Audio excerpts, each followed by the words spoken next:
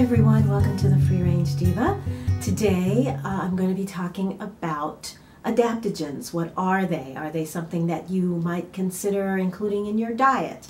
Have you ever been curious about them?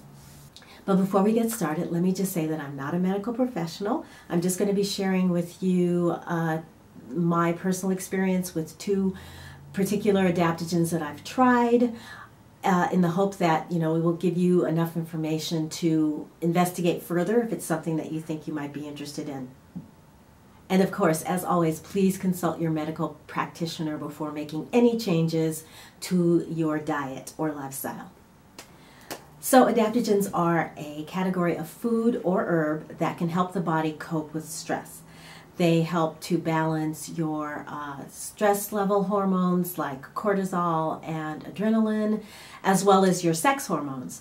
They can also help normalize your adrenals to help so that they will perform more efficiently. An example of how things can get out of whack, how stress can negatively affect your body is, take cortisol, for example, which is a hormone that your body needs for a lot of important and good things, like especially it has certain anti-aging benefits.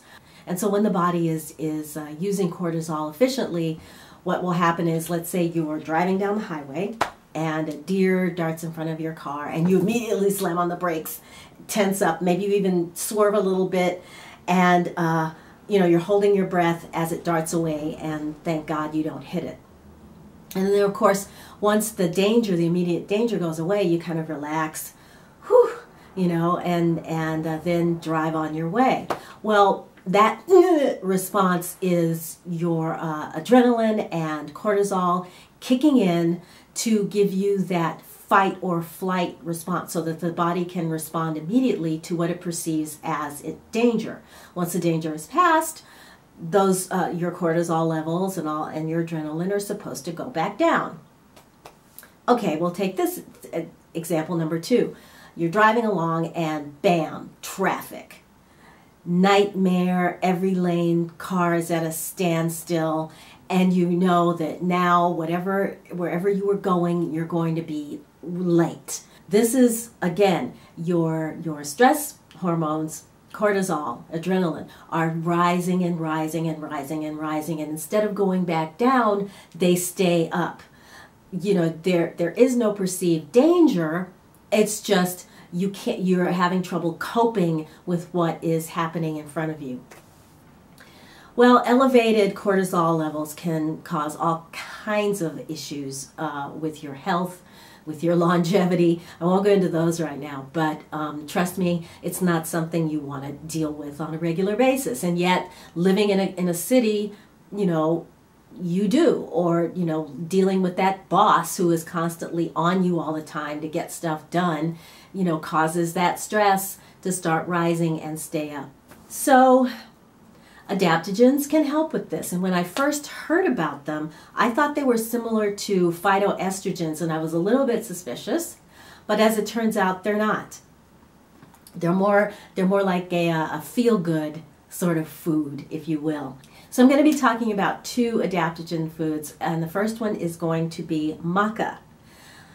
Maca is a root vegetable that's grown in the mountainous areas of South America, primarily in Peru. It's been consumed for thousands of years, hundreds of years for sure, and probably thousands, by the indigenous people there. So it's consumed as a food. It has it's a cruciferous vegetable, and so it has a similar nutritional profile to cruciferous vegetables like broccoli, cauliflower, etc. It's got lots of vitamins and minerals and 20 different amino acids, which is just about all of them. It can help to, I'm reading notes here, that's why I'm looking away. It can help to balance your hormones, improve libido, lower cortisol levels, and boost your energy.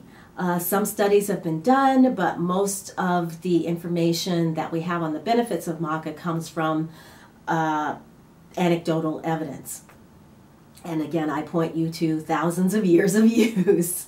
So there's a lot of anecdotal evidence out there. It's also reported to help women with menopausal issues, particularly hot flashes, and that's what got me interested in trying it to begin with. So consuming raw maca, which you will see in stores, can cause digestive issues, similarly to if you ate, say, a turnip without cooking it. You'd have a little bit of trouble digesting it. So traditionally it is cooked, and here they process it into a way so that it's what we call, or what they call, gelatinized. And so this processing removes a lot of those anti-nutrients and things that can cause gastric upset, making it much easier for you to digest. The recommended amount is to take about a tablespoon of the powdered gelatinized maca a day. That's sort of the optimal amount, I guess. I never quite made it that far. They say it's best to work up to it, and I made it up to about 1.5 teaspoons, and then had to stop, and I'll explain why. My initial reaction to it was, I think that first day I did notice some hot flash relief, but really not so much. And that's maybe because I never made it up to the optimal amount. But what I did notice was an immediate increase in energy. I mean, really like Energizer Bunny type energy. And so I didn't want to take any, consume any more than I was consuming, because it would just make me too jittery if I tried to go beyond 1 to 1.5 teaspoons. Also, it was a big mistake to consume in the evening. Better to consume it in the morning or afternoon if you're feeling a slump, because otherwise that energy boost, in my case, lasted well into the night, much longer than I wanted it to. In the evening, I would rather like calm down and wind down and sleep. So I would take my maca with breakfast, and I would have it in things like hot cereals. You can put it in hot beverages like coffee or tea. Also, but my favorite way of having it is in smoothies. And so I'm going to show you and give you an example at the end of this video of a smoothie that I put it into. It's very good with things like sort of exotic fruits like mango. It has a strong flavor, but it's an earthy flavor that I like a lot. So pineapple, anything with coconut in it, or chocolate especially, lends itself to working very well with the flavor of maca. I really enjoy it. Some people don't, but I really like that kind of earthiness and slight sweetness that it brings to different foods. So yeah, I'll show you a smoothie at the end. And if you're dealing with things like chronic stress or fatigue, chronic fatigue, or even hot flashes and other menopausal issues, and you want to give maca a try, I highly recommend it, except under 2 circumstances. You must be cautious if you have high blood pressure, or if you are suffering from one of the hormone-driven cancers. Obviously, under those situations, you are going to want to talk to your doctor, or to just be safe, avoid it altogether. Maca will probably not be for you. However, there are other adaptogen type herbs out there that you could try if you still want to get those stress relieving and anxiety relieving benefits, and I'm going to talk about one of those right now. So next up, I'm going to talk about holy basil, which is also known as Tulsi. And this is a plant that is grown in the southern parts of Asia, like Thailand and India. It's a plant that can be consumed in its entirety, roots, seeds, and the leaves.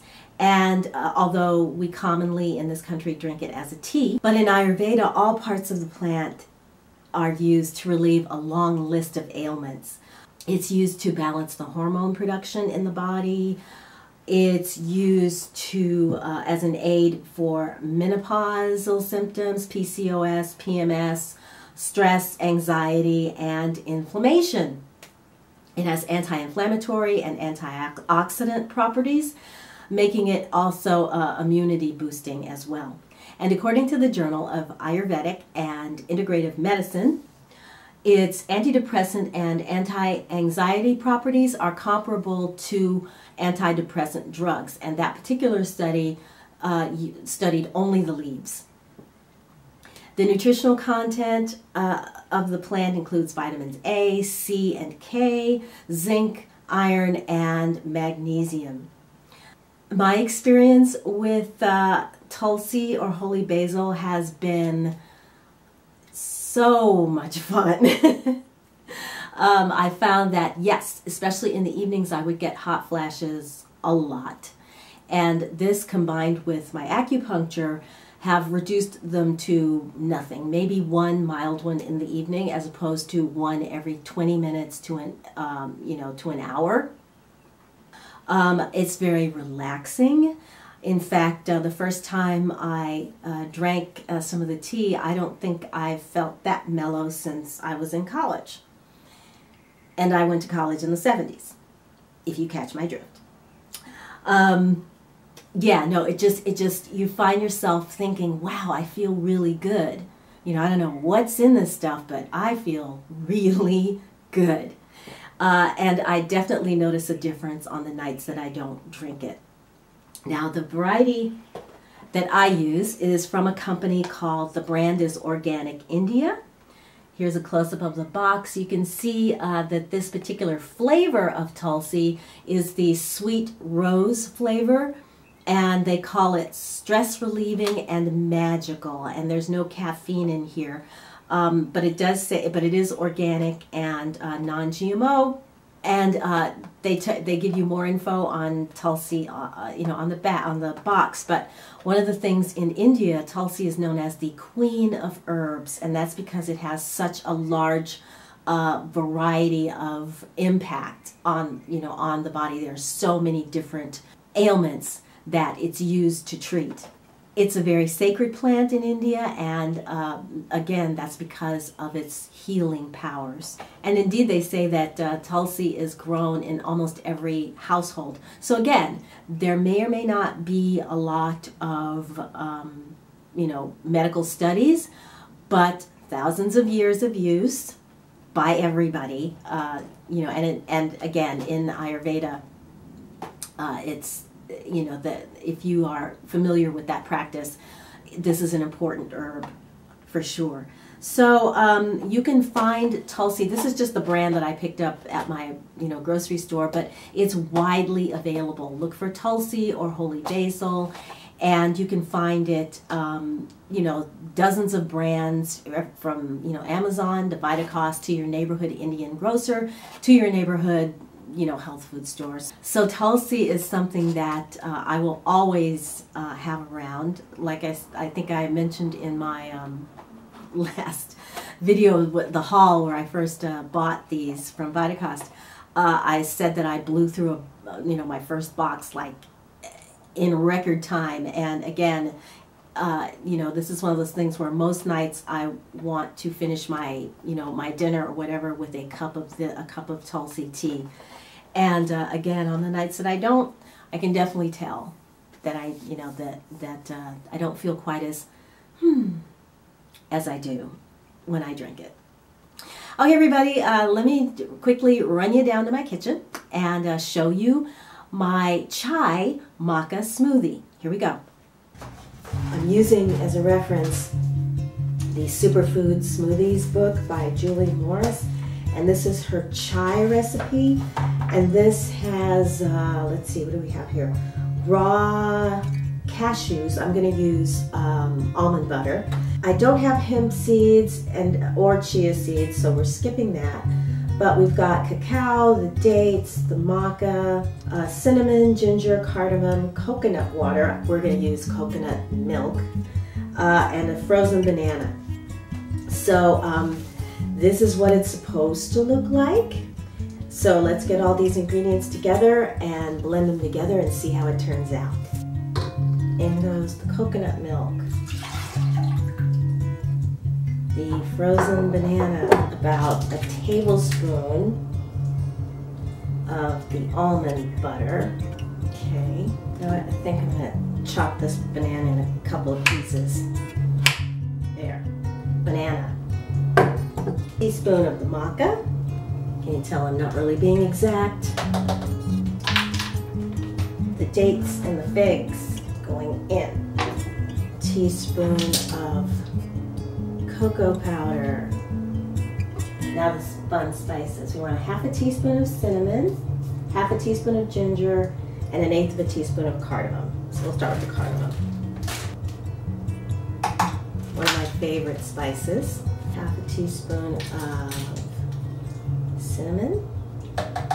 A spice that my acupuncturist, who's also a Chinese herbalist, wants me to get more of, and that is ginger. So half a teaspoon of that. There, that's close enough. We don't have to be that precise. And I think I'm going to throw in a little protein powder just for an extra boost since I don't have all those seeds. Just like a half a scoop. It's also got, it's a vanilla flavored protein powder, so it's going to give it a nice flavor. So that's what it looks like before. And there is the final smoothie. Okay everybody, thank you so much for watching today. If you enjoyed this video, found it helpful, please give it a thumbs up. If you have any questions on Maca or Tulsi or any experience with them, then please leave a comment below because I'd love to hear about it, as I'm sure those of the viewers who have never tried would love to hear from people who have. So please, like if you have tried either of these, let us know in the comments below. Anyone who has not subscribed, please hit that subscription button so you won't miss my next video. And guys, in the meantime, I wish you to have a great day. I want you to take good care of yourselves, and I'll see you again very, very soon. Bye everybody.